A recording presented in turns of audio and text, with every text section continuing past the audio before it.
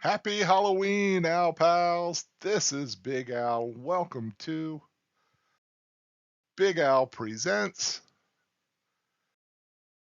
10 Suggestions for Your Halloween Viewing Pleasure. Now, if someone came up to me and asked, Al, I need to get in the Halloween spirit, what should I watch?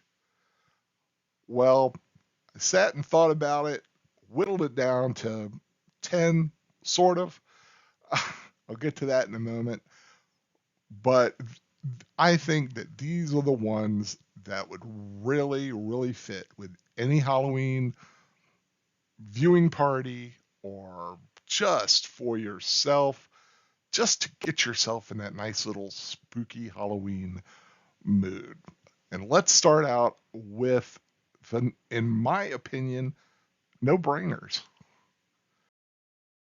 Basically, any Universal horror film.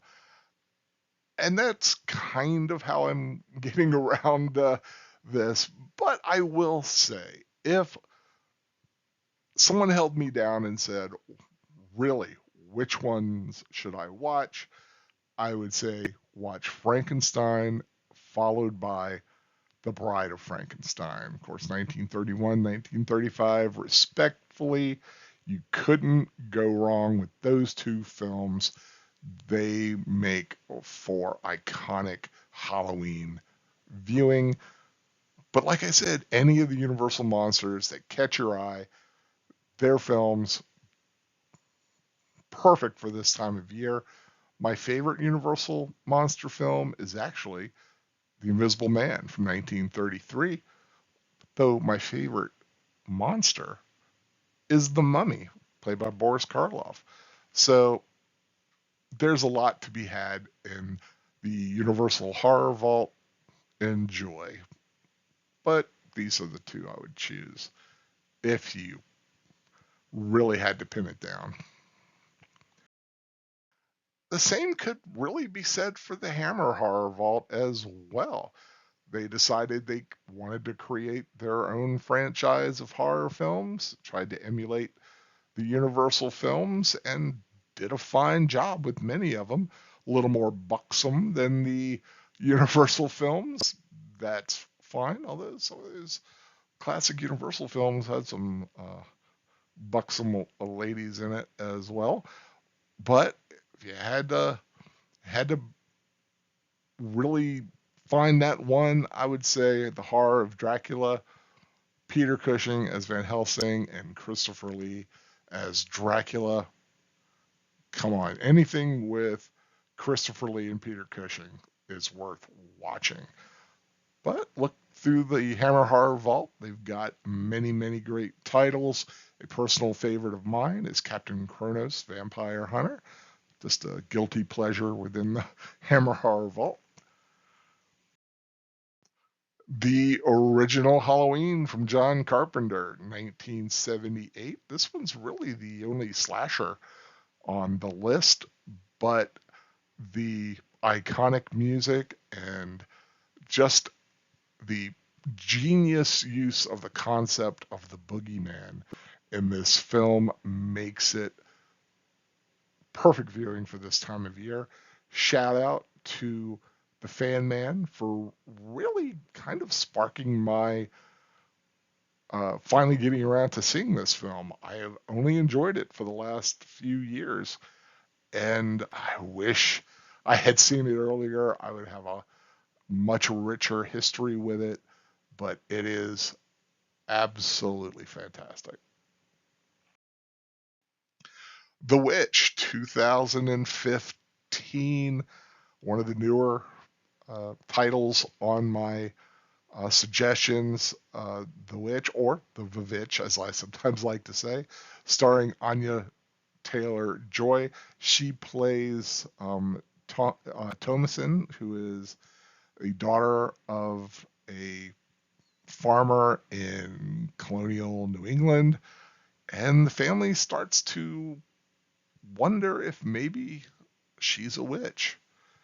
And it is a slow burn, definitely very atmospheric, well shot just a beautiful, dark, gritty horror type of a film, and I mean gritty in its look, not its storyline, but definitely one to go if you like those slow burn type films.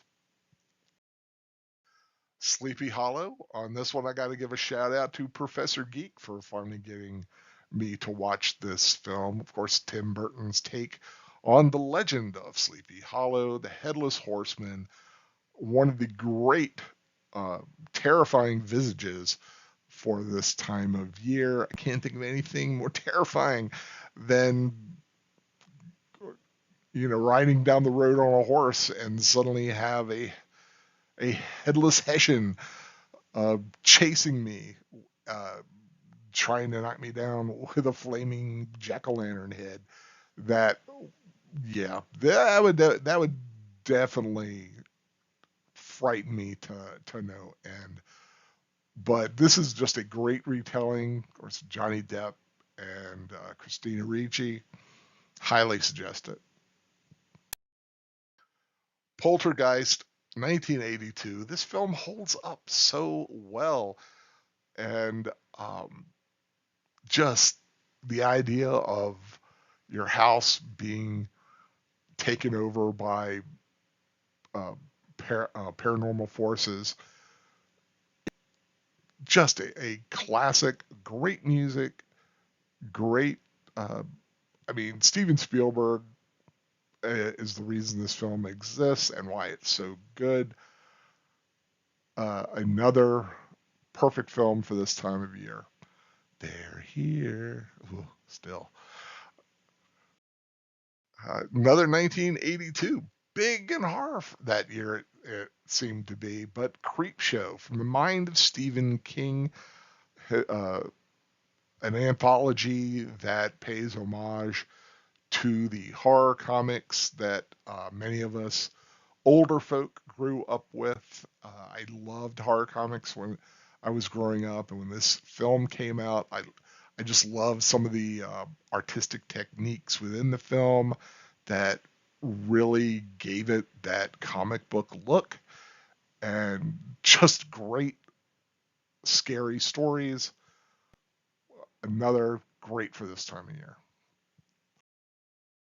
2007, another wonderful anthology, and with Sam, another uh, character who's kind of becoming an icon for this time of year to himself, kind of slowly but surely, over the last several years, gaining in popularity. Trick or Treat is a masterful work of interweaving different stories and that overlap and meet. You watch it several times and you catch something different every time. Great cast, uh, definitely uh, one to catch. Of course, Trick or Treat. I mean, when else are you going to watch this film? Now, this one, it will take a time investment. It's a series on Netflix. It's great for a binge. The Haunting of Hill House. I think it's 10 episodes, maybe 12, 10 or 12. Can't quite remember exactly, but some of the best jump scares I've ever uh, had a chance to experience. And another one with just great imagery and so many elements happening on screen that you may miss something the first time around. And if you watch it again, you may catch certain elements of it. It's just a great story following a family over many years. The same people that did this also did The Haunting of Bly Manor, which is also very good, and I can suggest that. But this one is definitely the one to watch if I was pinned down to it. Haunting a Hill House, but it is an investment of time, and you can't do this time of year without watching It's the Great Pumpkin, Charlie Brown.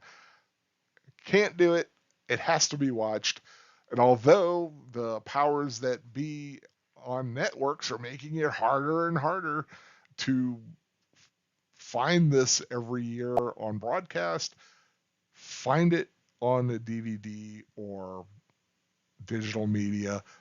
Get it so you physically have it and can't lose it. This is